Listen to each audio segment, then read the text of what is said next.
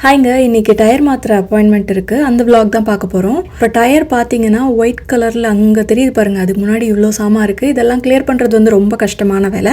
So நான் கொஞ்ச நேரம் கேமராமேனாக இருக்கேன் அப்படின்னு சொல்லிட்டு விஜய் கிளியர் பண்ண வச்சாச்சு. ஒரு வழியாக டயர் இருக்கிற இடத்துக்கு வந்தாச்சு. எல்லாத்தையும் கிளியர் பண்ணி இப்போ டயரை வந்து எடுக்க வேண்டியதுதான். டயர்லாம் எடுத்து வெளியில் வச்சாச்சு. டயருக்கு பின்னாடி ஒளிஞ்சிட்டு என்ன பண்ணிட்டுருக்கேன் அப்படின்னு பார்த்தீங்கன்னா ஷூலே சவுந்து போச்சு, அது கட்டிகிட்ருக்கேன். இந்த டயரை உருட்டி விட்றது சின்ன வயசில் நம்ம டயர் உருட்டி விளையாடுவோம்ல, அந்த மாதிரி ஜாலியாக இருக்கும். அதனால நான் பண்ணுறேன் அப்படின்னு சொல்லிட்டு நான் பண்ணேன்.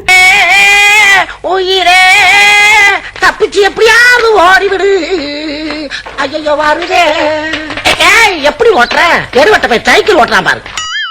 ஒரு வழியாக எல்லாம் எடுத்து வச்சாச்சு. இப்போ கிளம்ப வேண்டியதான். டயர் கிட்ட கேமராமேன் ஜூம் பண்ணுறாங்க. எனக்கு டயரை பற்றி ஒன்றுமே தெரியாது, இருந்தாலும் ஏதோ தெரிஞ்சதை சொல்கிறேன். இது வந்து ஆல் சீசன் டயர். காரில் இப்போ போட்டிருக்கிறது வின்டர் டயர். வின்டர் சீசன் முடிஞ்சிட்டதுனால அதை கழட்டி வச்சுட்டு இதை மாட்டணும். இப்போ எங்கள் பூட்டை வந்து நாங்கள் ஸ்டோரேஜ் ஸ்பேஸாகவே யூஸ் பண்ணிகிட்ருக்கோம். ஆக்சுவலி வந்து பேட்மிண்டன் இதெல்லாம் விளையாட போவோம்ல, அப்போ யூஸ் பண்ணுற ஷூஸு, ராக்கெட், பேர்டி இதெல்லாம் இருக்குது. இதெல்லாம் எடுத்து ஃப்ரண்ட்டில் மாற்றிட்டு சீட்டை கவுத்து போட்டுட்டு டயரை எடுத்து வைக்கிறது வந்து பாகுபலி மாதிரி இல்லைனாட்டியும் அட்லீஸ்ட் விஜய் மாதிரி இருந்தால் தான் எடுத்து வைக்க முடியும். என்னால் எடுத்து வைக்க முடியாது.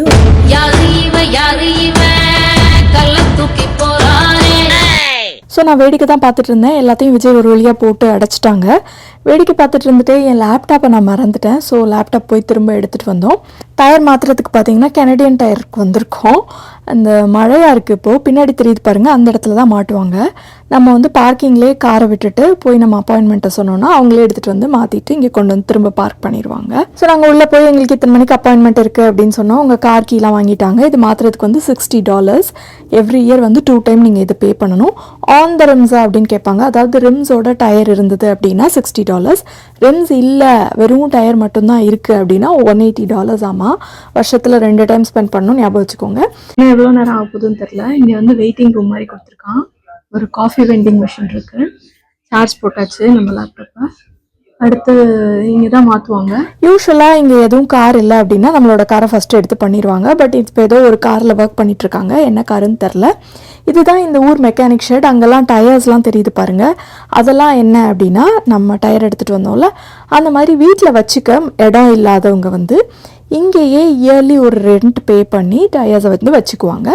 அவங்க வந்து இந்த மெக்கானிக் ஷெட்டில் மட்டும்தான் வந்து டயர் மாற்ற முடியும். வேறு எங்கேயாவது கம்மி ரேட்லாம் கொடுத்து அங்கெல்லாம் போய் மாற்ற முடியாது. நம்மளுக்கு ஏதோ இடம் இருக்கிறதுனால நம்ம வீட்டிலே வச்சுருக்கோம். இப்போ வந்து ஃபஸ்ட்டு ஒரு கார் பார்த்துட்டு இருந்தாங்க. ஸோ நாங்கள் வெயிட் பண்ணிட்டு இருந்தோம்.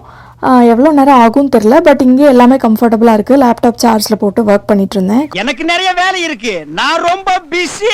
நீங்க பசியோட இருக்கீங்களா? நான் வேணா போய் ஆப்பிள் சுட்டு எடுத்துறவா? மேகசின்ஸ்லாம் வச்சுருக்காங்க.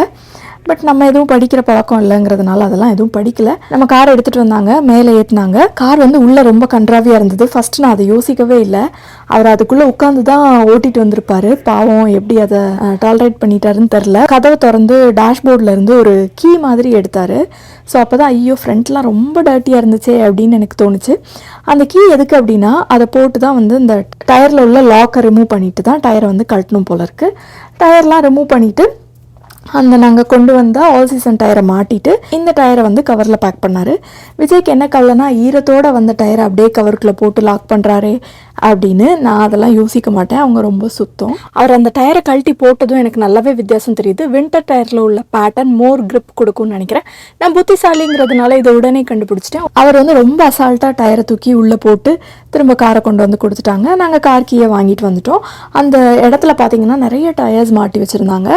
அழகாக இருந்தது பார்க்க. ஆனால் விலைலாம் ரொம்ப ஜாஸ்தியாக இருந்துச்சு. ஒரு வழியாக டயர்லாம் மாற்றிட்டு நாங்கள் வீட்டுக்கு வந்து திரும்ப டயரை எடுத்து லாக்கரில் வைக்கும்போது அவரை மாதிரி நானும் அசால்ட்டாக எல்லாம் பண்ணுறேன் அப்படின்னு சொல்லிட்டு விஜய் சாகசம்லாம் பண்ணி கையை உடைச்சிக்கிட்டாங்க.